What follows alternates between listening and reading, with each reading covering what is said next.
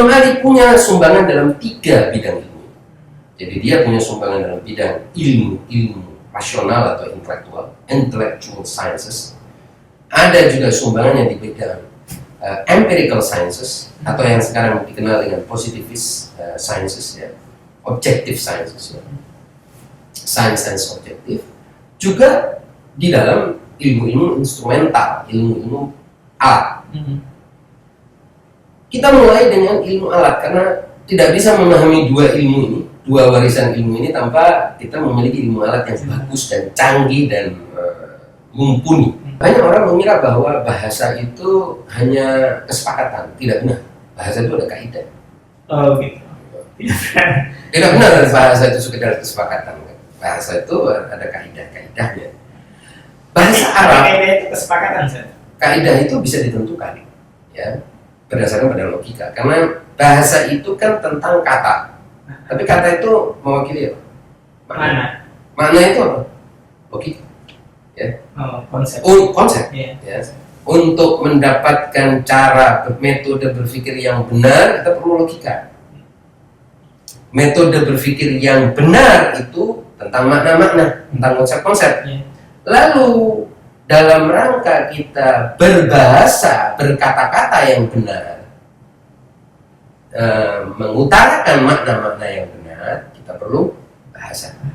Nah, jadi bahasa dan logika oleh sebab itu dalam banyak buku dan karya klasik biasanya ini disejajarkan atau didefinisikan secara silih berganti. Artinya logika itu adalah kaidah-kaidah untuk makna, ilmu bahasa itu kaidah-kaidah untuk kata, dan makna dan kata, kalimat dan makna dan kalimat itu memiliki kesinambungan, memiliki hubungan. Nah, kita mulai dengan ilmu bahasa. Dikenal dalam sejarah bahwa Imam Ali itu adalah orang yang meletakkan dasar-dasar, ini bicara dasar-dasar kaidah bahasa Arab yang kemudian berkembang pesat. Jadi ini belum ada sebelumnya. Belum ada. Dipelajari dan belum ada peletak.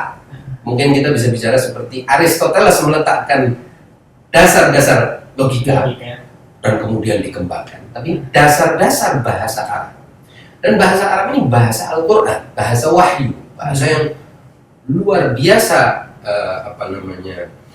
cakupannya dan kekayaannya serta kesempurnaannya. Bukan waktunya kita bicara tentang kekuatan dan kemukjizatan, keajaiban bahasa Arab. Ini terjadi ketika dalam sebuah riwayat disebutkan bahwa Abul Aswad Ad-Du'ali, salah satu orang yang dianggap sebagai pengembang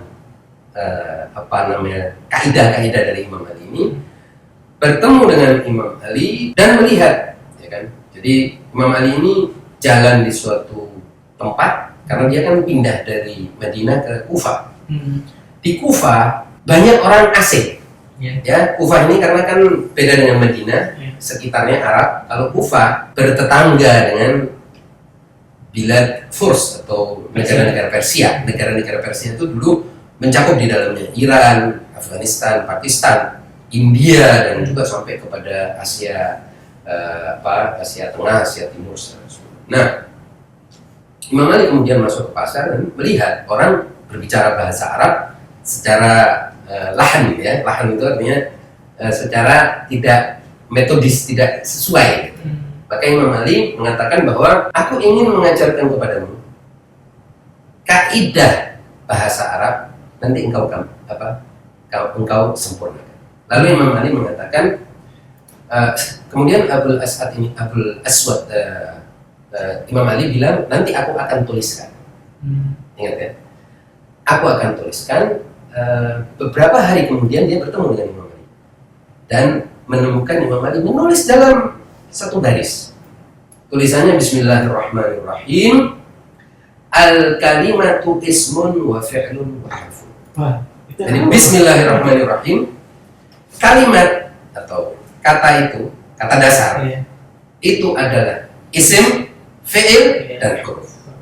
Kemudian Imam Ali menjelaskan, fal ismu ma amba'a anil musamma. Isim itu adalah apa yang mengisahkan, menceritakan, menuturkan tentang yang dinamai. Isim itu menuturkan tentang apa yang dinamai. Ism itu nama kan? Noun ya. Noun itu menginformasikan tentang apa yang dinamai. Wal fi'lu ma amba'a an harakatil musamma. Dan fi'il kata kerja itu adalah yang menuturkan tentang gerak-gerik yang dinamai. Oh. Ya kan? Kemudian wal harfu ma amba'a an ma'nan laisa bi ismin wala fi'lin. Dan adapun huruf itu adalah yang mengutarakan makna yang bukan isim maupun bukan fi'il. Kemudian Imam Ali mengatakan kepada Abul Aswad ad-Duali, tatabba'hu wazid fihi ma waqa'a lak. Dari kaidah ini lanjutkan dan sempurnakan sesuai dengan apa yang engkau hadapi. Maka Abul Aswad ad-Duali diakui oleh para ahli bahasa Arab sebagai peletak nahwu. Justru beliau ya. Ya. Yang dikenal. Tetapi beliau sendiri mendapatkan rumus dasarnya dari Imam Ali. Kemudian kita tahu bahwa ilmu nahwu ini berkembang menjadi sharaf, menjadi balaghah. Imam Ali ini telah meletakkan dasar ilmu bahasa Arab yang begitu luas, ya, sampai ada fakultasnya sekarang, sastra Arab. Dan bukan hanya di Indonesia, di seluruh dunia ada. Ya, di Al-Azhar, di universitas-universitas besar di dunia ini ada sastra Arab. Itu peletak dasarnya ya beliau. Sebelumnya orang Arab itu tidak pernah punya dasar-dasar bahasa Arab. Dasar ini bicara tentang kaidah-kaidah dasar bahasa Arab. Jadi al-kalimatu ismun wa fi'lun wa harfun. Dari sinilah semuanya akhirnya orang ambil istilah itu dan ada di Alfiyah, ada di semua manzumah atau apa namanya buku karya-karya yang berbicara tentang ilmu bahasa Arab atau gramatika bahasa Arab. Ini salah satu ilmu alat yang dicetuskan oleh Imam. Lalu Imam Ali juga yang memberikan titik pada huruf-huruf. Oh gitu. Ya. Jadi sebelumnya nggak ada titik. Orang cuma lihat konteks saja. For your information, orang Arab itu bukan pembaca. Orang Arab itu penghafal. Kenapa? Jadi dia mendengar Al-Quran, hafal, tapi bagaimana menulisnya kan? Ini kan hanya sedikit orang yang bisa menulis. Disinilah kemudian Imam Ali mengajarkan, ketika menulis huruf ini, modelnya seperti ini kadang-kadang adalah kha, kadang-kadang adalah jim, kadang-kadang dia tidak perlu dikasih titik, bunyinya ha, kadang-kadang perlu dikasih titik di atasnya, bunyinya kha. Kalau Anda tulis yang begini, ini kadang-kadang tidak perlu dikasih titik, bacaannya, bunyinya dal. Kalau dikasih titik bunyinya zal. Ada yang tulisannya begini tanpa titik bunyinya ra, kalau dikasih titik bunyinya zaid. Ada yang bentuknya begini bunyinya kalau satu titik bunyinya fa, ada kalau dua titik bunyinya qaf, dan seterusnya. Oleh sebab itu kan Imam Ali pernah secara simbolik mengatakan aku adalah titik di bawah ba. Bismillahirrahmanirrahim. Adalah titik di bawah. Artinya apa? Aku titik di bawah ba ini artinya bisa dimaknai secara irfani dan punya perspektif irfan, mistik dan spiritual. Tapi bisa juga ini mengatakan bahwa aku ini kan yang memberi titik-titik ini. Dan huruf-huruf ini kalau tidak diberi titik, orang non-Arab tidak akan pernah bisa tahu ini maknanya apa. Mengapa? Karena bahasa Arab ini sangat multi makna, ya, kata-katanya itu memiliki banyak makna. Orang yang tidak terbiasa dengan dzauq, dengan cita rasa bahasa Arab, dia tidak akan tahu ini apa. Apakah ini ghain atau ain, apakah ini fa atau qaf, atau ini ba atau ta atau tha, akan kesulitan sekali. Nah, jadi di satu sisi memberikan kaidah-kaidah tata bahasa, di sisi lain memberikan titik-titik sehingga orang tidak kehilangan makna dari kata-kata tersebut. Ini ilmu. Lalu di bidang ilmu ma'rifat, kalau bicara tentang ilmu ma'rifat dan ilmu intelektual, maka Anda boleh bicara selama-lamanya, sepanjang lebarnya. Karena sepanjang-panjangnya. Karena apa? Dari Nahjul Balaghah aja kita bisa tahu bahwa Imam Ali ini mewariskan sedemikian konsep filsafat yang hingga sekarang masih dikaji. Yang membuat banyak orang seperti George Sordak ya, dan lain sebagainya. Mufti misalnya Mesir zaman beberapa tahun yang lalu itu, dan juga salah satu reformis Islam Muhammad Abduh memberikan pujian sedemikian rupa sehingga dia mengatakan tidak ada kata yang, tidak ada judul yang lebih tepat untuk kumpulan khutbah dan surat yang termuat dalam kitab ini yang lebih tepat dan lebih layak dibandingkan Nahjul Balaghah. Apa artinya Nahjul Balaghah? Jalan Balaghah. Balaghah itu apa? Ilmu penyampaian makna. Ilmu penyampaian makna. Jadi di sini sudah bukan bicara tentang kata, ini bukan bicara tentang bahasa. Balaghah itu lebih tinggi dari bahasa. Kadang orang berbalaghah ya dengan bahasa apapun. Artinya orang yang punya kemampuan menyampaikan makna secara paling efektif, jalan yang paling singkat, tetapi tidak mengganggu makna itu sehingga bergeser. Banyak orang kebanyakan orang tidak punya kemampuan ini. Orang seringkali mau menyampaikan satu makna, yang sebelah sana salah paham, karena bahasa yang dipakai mengandung multitafsir atau apa. Tetapi Imam Ali telah meletakkan dasar-dasar balaghah ya, sehingga kitab yang kumpulan kitab yang berisi khutbah-khutbah dan surat-suratnya itu tadi serta nasihat-nasihat atau kalimat-kalimat pendeknya disebut sebagai Nahjul Balaghah, yaitu jalan puncak dari balaghah, ilmu menyampaikan makna. Jadi makna dari beliau dengan sarana kata-kata bisa sampai ke kepala orang yang paling bodoh atau paling sederhana. Bodoh mungkin susah ya, paling tidak terpelajar sampai yang paling terpelajar, dia akan tetap bisa memetik makna sesuai dengan latar belakang dan kapasitasnya masing-masing.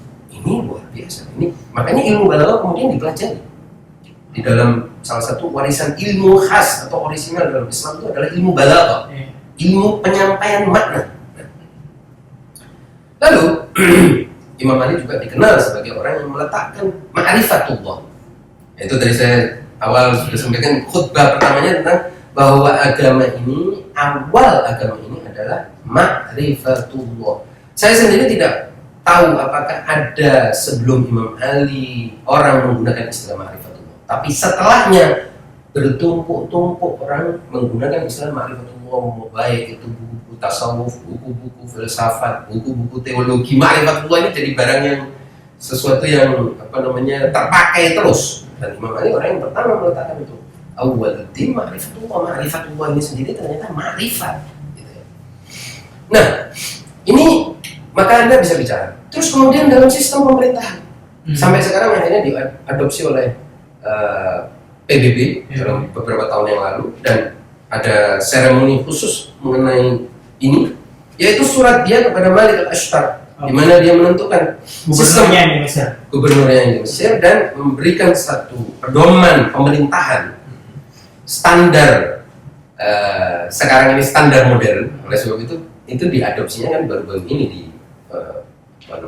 PBB sebagai warisan manusia ya, warisan HAM universal, hak asasi manusia.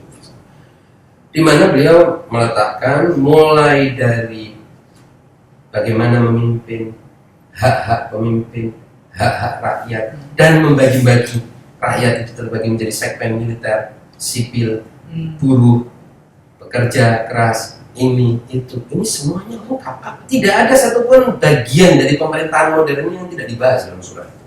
Sayangnya ini orang yang mengaku Syiah ini walau bahas itu cuman senang dengan tabarruk dengan Imam Ali saja. Alhamdulillah, ini salah satu hal yang pasti akan mengecewakan. Karena warisan ini warisan ilmu. Jangan sampai orang lain yang akan memanfaatkan ini, dan kita cuma sekedar mengenang, menangis, dan itu sebetulnya juga eskapisme atau barangkali juga suatu hal yang menurut saya justru menghina sang imam itu sendiri, merendahkan derajatnya. Karena kita tidak membahas ilmunya, bahas hubungan kita dengan dia, dan akhirnya kita cuma klaim kita ini punya hubungan dekat. Hubungan dekat bagaimana? Ciri-ciri beliau nggak ada pada Anda dan jauh dari Anda. Dan dari bagaimana kita ini yang saya kira problem. Ya. Ini salah satu warisan tapi tidak dikaji. Justru Perserikatan Bangsa-Bangsa yang bukan lembaga Islam dan bukan lembaga keagamaan dan juga bukan lembaga Syiah, ya, itu yang mengadopsi dan mempromosikan dan mengakui ini sebagai warisan teks, warisan kemanusiaan. Ini salah satu karya Amirul Mukminin Ali bin Abi Thalib yang Anda kalian ini katanya setiap kali mengingat dia nangis dan sebagainya. Ini coba dibaca, renungkan, didiskusikan, dikaryakan, direproduksi, apapun lah. Lakukan sesuatu, at least baca. Jangan cuma tabarruk gitu, jangan cuma cari berkah di situ, ya. Ini salah satu yang diwariskan. Jadi sistem pemerintahan, administrasi, ilmu pemerintahan, tata kelola pemerintahan, pertahanan negara, macam-macam dibahas di situ dalam sebuah surat kepada gubernur. Ini jelas dengan artinya 1400 tahun orang berhasil memproduksi sebuah teks yang sampai sekarang kalau kita baca sangat relevan dengan kehidupan. Wahai para pengikut yang mengaku sebagai pengikut, mari kembali, ini loh ilmu-ilmu Amirul Mukminin, jangan dibahas hanya sisi-sisi yang emosional yang tidak ada. Anda juga tidak bisa melakukan, Anda tidak bisa memanfaatkan emosional itu. Musuh Imam Ali ini itu, tidak ada ilmu yang bisa dihasilkan dari diskusi semacam itu. Ini yang menurut saya sangat mengecewakan buat perkembangan ilmu pengetahuan. Lalu Imam Ali juga orang yang mewariskan inovasi-inovasi di bidang ilmu empiris. Seperti misalnya apa? Pengairan. Kita tahu pasca Rasulullah SAW wafat, Imam Ali mendapatkan tugas yang tentunya tanggung jawab dia juga untuk memelihara Bani Hashim yang demikian banyak, dan beliau bekerja, bertani dan berinovasi di bidang pertanian berupa membuat sumur yang sebelumnya ini pekerjaan infrastruktur masif, ya, dan orang Arab tidak bisa melakukan itu, tapi Imam Ali bisa melakukan itu dan menciptakan sumur. Makanya terkenal dengan Bir Ali, ya, sumur Ali yang kemudian dari sumur-sumur itulah Imam Ali membangun salah satu ladang pertanian atau perkebunan kurma terbesar di Madinah. Hingga sampai sekarang orang-orang yang berkebun itu kebanyakan an-Nakhlabiyun atau orang-orang yang berkebun kurma dianggap atau diasumsikan sebagai orang Syiah di Madinah. Ya, sampai sekarang, dari mulai dulu sampai sekarang. Dan itu adalah warisan ilmu pengetahuan Ali bin Abi Thalib. Selain itu Imam Ali juga memproduksi ilmu atau menginovasi ilmu di bidang militer, empiris lagi. Bagaimana bertahan di dataran tinggi? Bagaimana kalau Anda posisi formasi militer? Apa yang harus Anda lakukan? Di mana berkemah? Ini detail yang ada di dalam karya-karya yang membahas.